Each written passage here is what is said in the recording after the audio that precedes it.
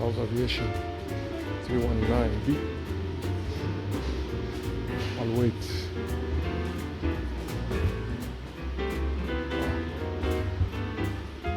$2009, the number.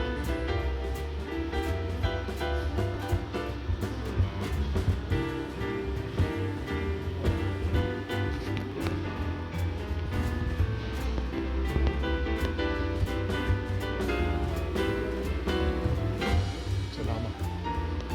It's a gendarmerie.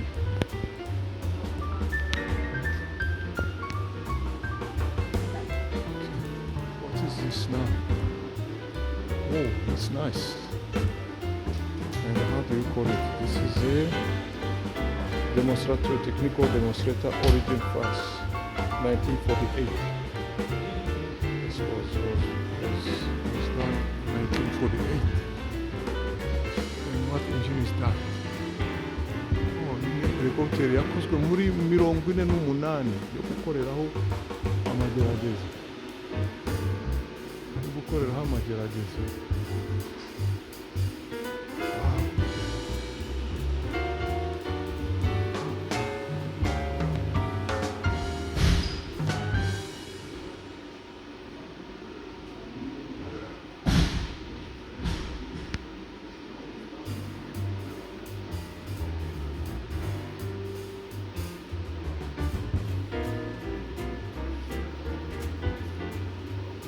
With 319B.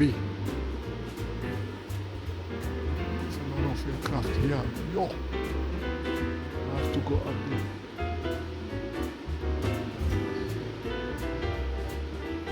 Toyota.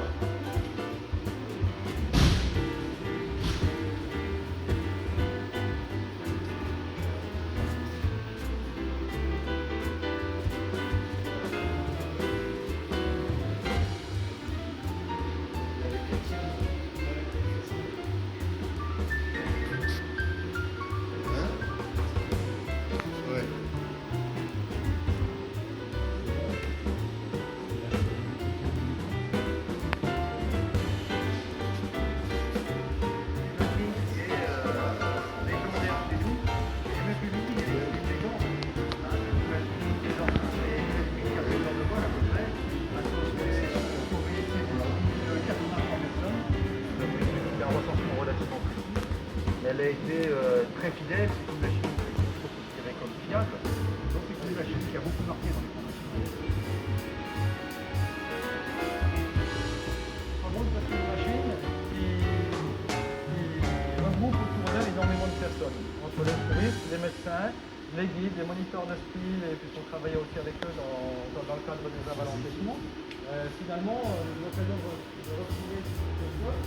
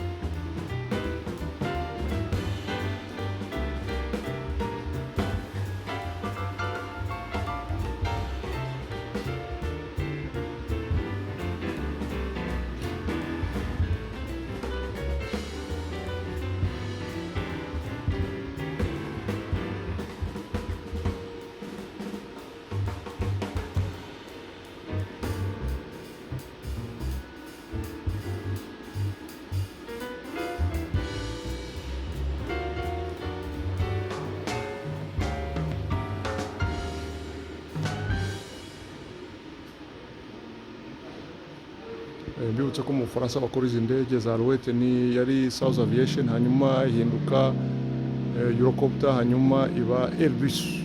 So izi ni indege uko zagiye zikurikirana muri kiriya gihe.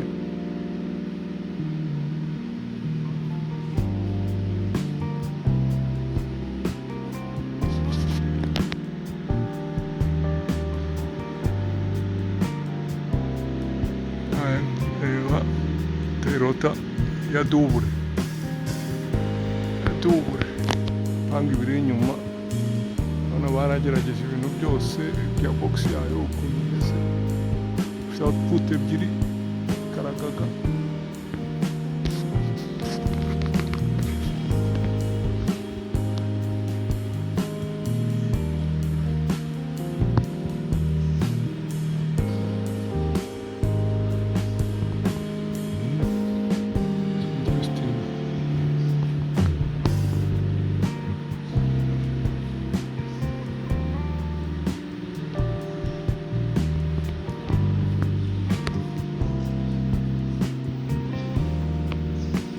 Ni Rama Alloy 2, ariko moteri ni kimwe n'irayo hirya.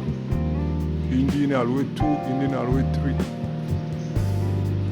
Similarities and everything. Iyi ngiyi ni Skorsky H34A, 34A. Moteri yayo iri hirya hariya.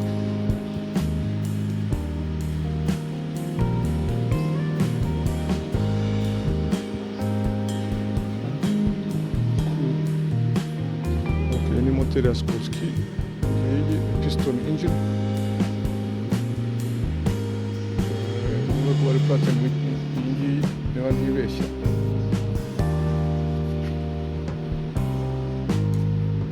Kuba ari Pratt & Whitney.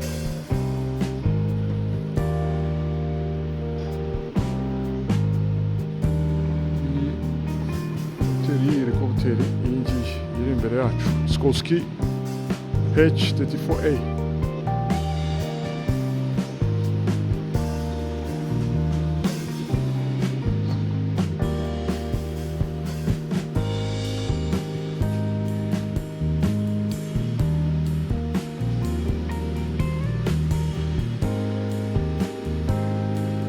Dufite iriya yo hejuru, ndajya kuyirebera ni Chinook American Aircraft. Hariya muri Navy buriya hariya ndaza kumenya ibyayo, ndajya hejuru hariya.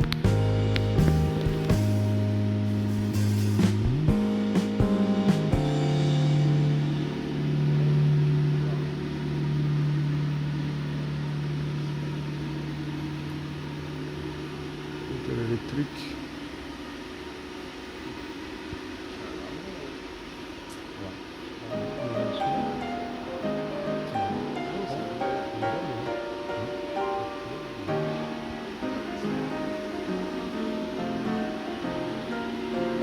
Reggae.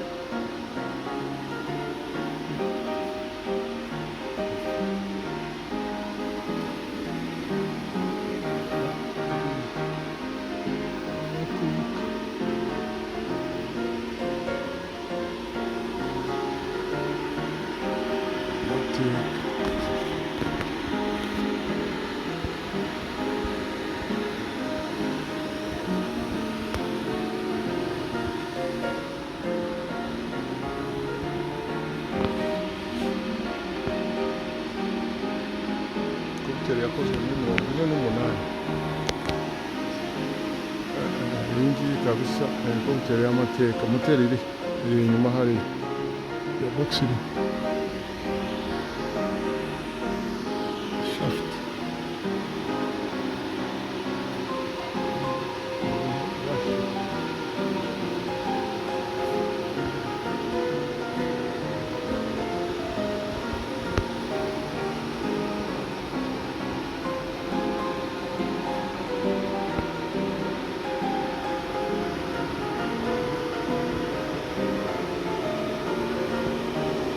Lunar helikopter.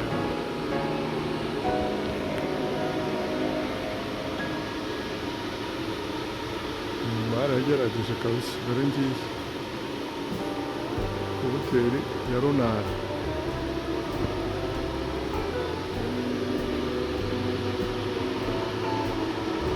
aeroplane.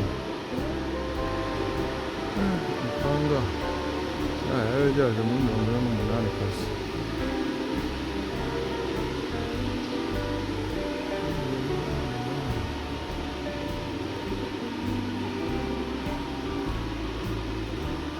Arrière tout.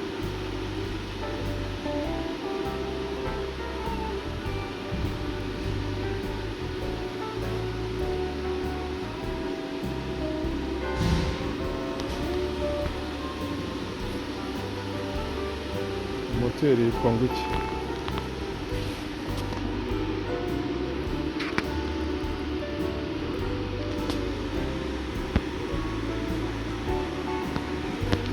Iyi ni Gazelle 1069.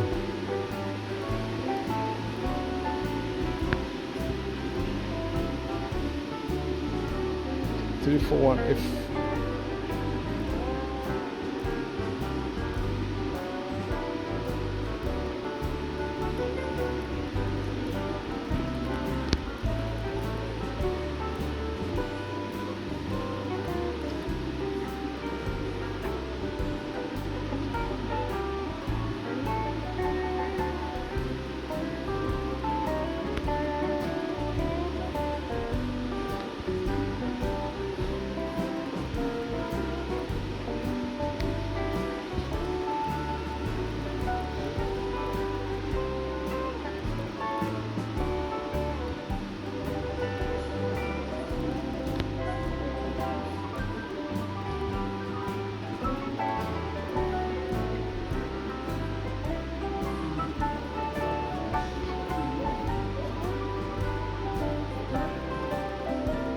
Rero ni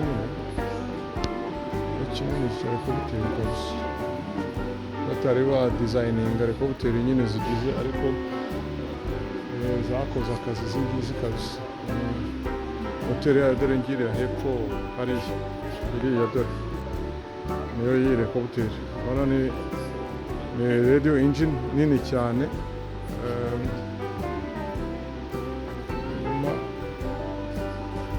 Nyine bubatse za helicopter nini kumbere helicopter nayo yakoze amateka.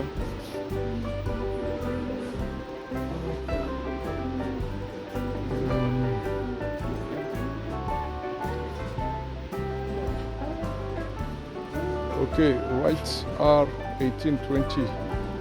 So motor ni Wright.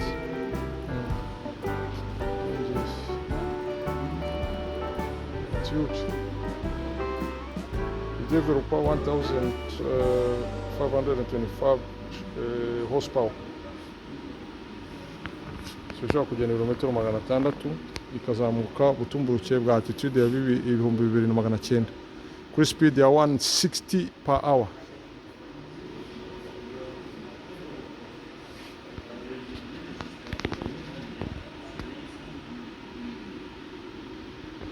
Kanjye hano iyi ngiyi ni lama.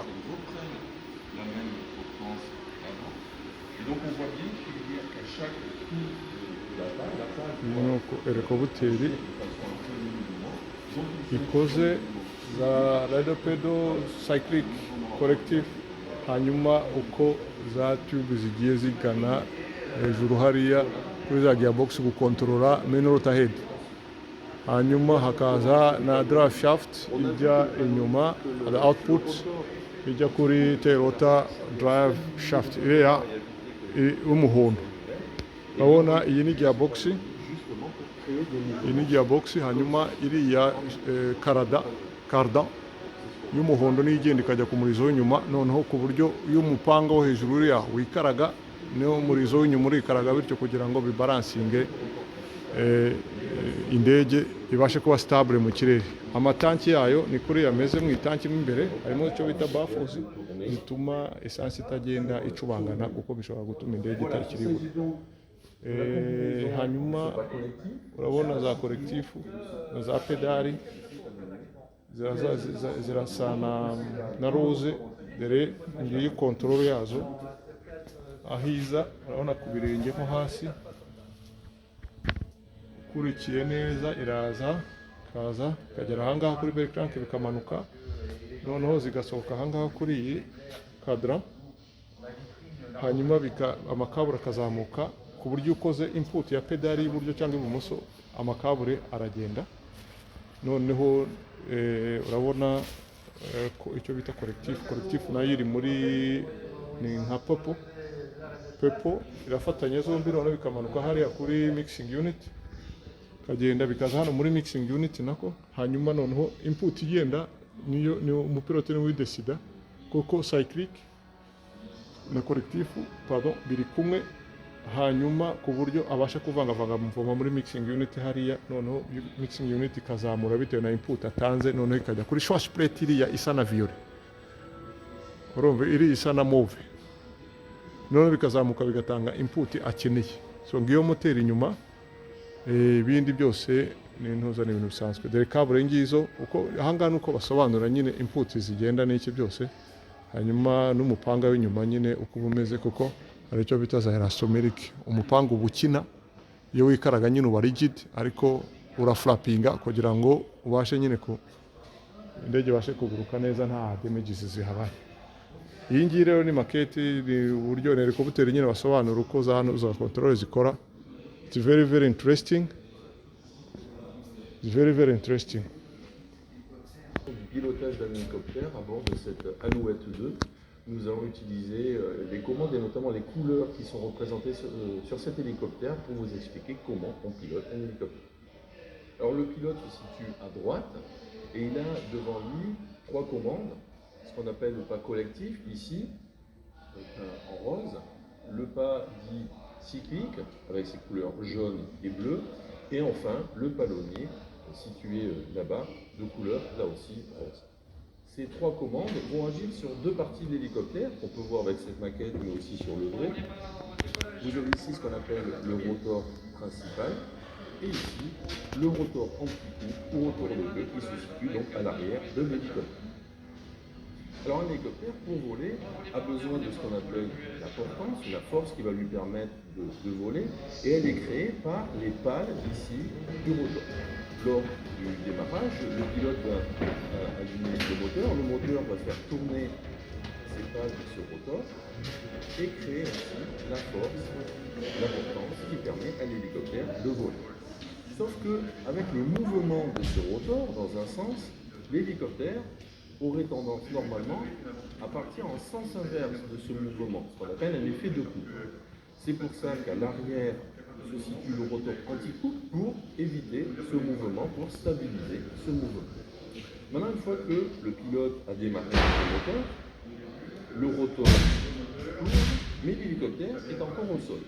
Pour faire décoller l'hélicoptère, le pilote va utiliser le pas collectif qui se situe ici. Alors si on le manœuvre, on le met vers le bas, le pilote va monter le pas collectif et à ce moment-là, grâce aux commandes, cela va agir sur la tête de rotor principal. On peut le voir avec les couleurs et le mouvement des différents leviers, et ce mouvement va permettre de changer l'angle des pales et de créer un peu plus de force, un peu plus de portance. Et ce mouvement, ce changement de l'angle des pales va se faire sur l'ensemble du mouvement de la pale au cours de la rotation du rotor. Donc on le voit avec les leviers qui agissent aux 3 endroits du mouvement du rotor. Et donc lorsque le pilote va agir sur le pas collectif, l'hélicoptère va monter dans un seul et même mouvement, la portance étant la même absolument partout dans le mouvement du rotor. Donc ça c'est le pas collectif. Maintenant le pas cyclique. Celui-ci a pour but de faire avancer l'hélicoptère, et pour ceci l'hélicoptère se penche en avant. Cela peut faire aussi ralentir l'hélicoptère ou même le faire reculer, le faire tourner à gauche ou à droite. Pour ceci, le pas cyclique, qui ressemble au manche à balai d'un avion, va agir encore une fois sur la tête du rotor principal, mais cette fois-ci, le mouvement ne va pas être sur l'ensemble. Si on veut par exemple faire avancer l'hélicoptère, donc le faire s'incliner, Il faut que lorsque la pale passe, elle ait un petit peu moins de portance, un petit peu moins de force qui permet de faire voler pour incliner l'hélicoptère. Donc le pilote va agir en poussant le pas. Et cette fois-ci, lorsqu'on regarde la tête de rotor principale, et bien les leviers n'agissent pas de la même manière sur l'ensemble du mouvement. Mais cette pale va faire un mouvement, donc dès qu'elle n'est plus devant, il va falloir qu'elle reprenne la même portance qu'avant. Et donc on voit bien qu'il y a qu'à chaque tour de la pale doit agir de façon à créer le mouvement.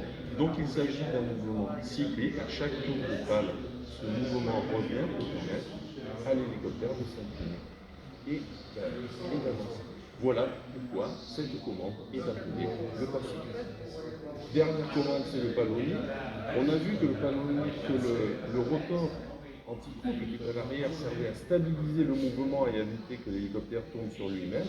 Eh bien, on va utiliser ce palonnier justement pour créer des mouvements comme ceci en utilisant le palonnier. Donc, c'est ce qu'on va voir. On va agir sur le palonnier. Et cette fois-ci, au lieu d'agir sur la tête de rotor principale, eh bien l'action aura lieu sur le rotor anti-couple qui se situe à l'arrière et qui va donc permettre à l'hélicoptère de tourner sur lui-même. Voilà, il s'agit donc de la combinaison de ce pas collectif, de ce pas cyclique et de ces palonniers qui agissent sur le rotor principal et le rotor anti-couple qui vont permettre de piloter un hélicoptère.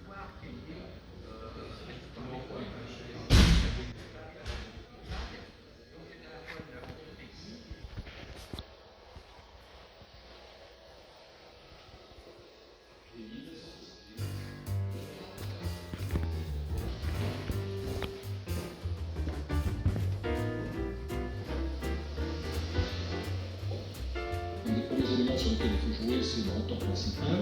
Et là, je voudrais citer les recherches menées par Onera et Erato, qui sont des recherches sur des nouvelles formes de pales pour réduire le bruit généré par l'hélicoptère. Quel sujet se développe aujourd'hui pour notre futur appareil phonétique européen? Donc en 1998, le DLR et l'ONERA ont décidé de rassembler leurs moyens pour le bénéfice de la recherche.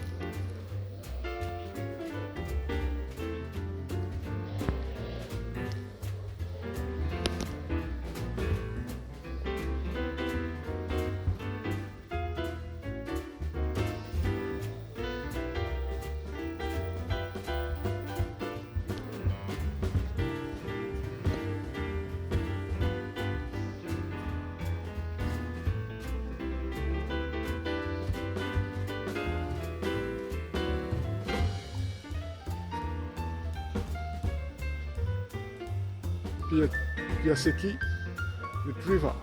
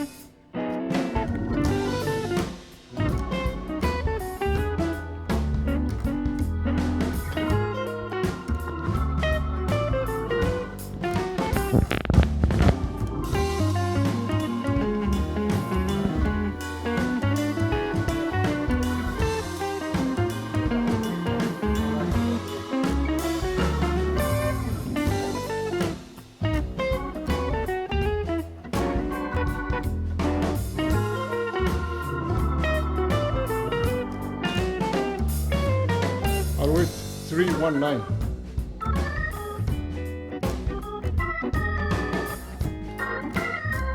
Yama.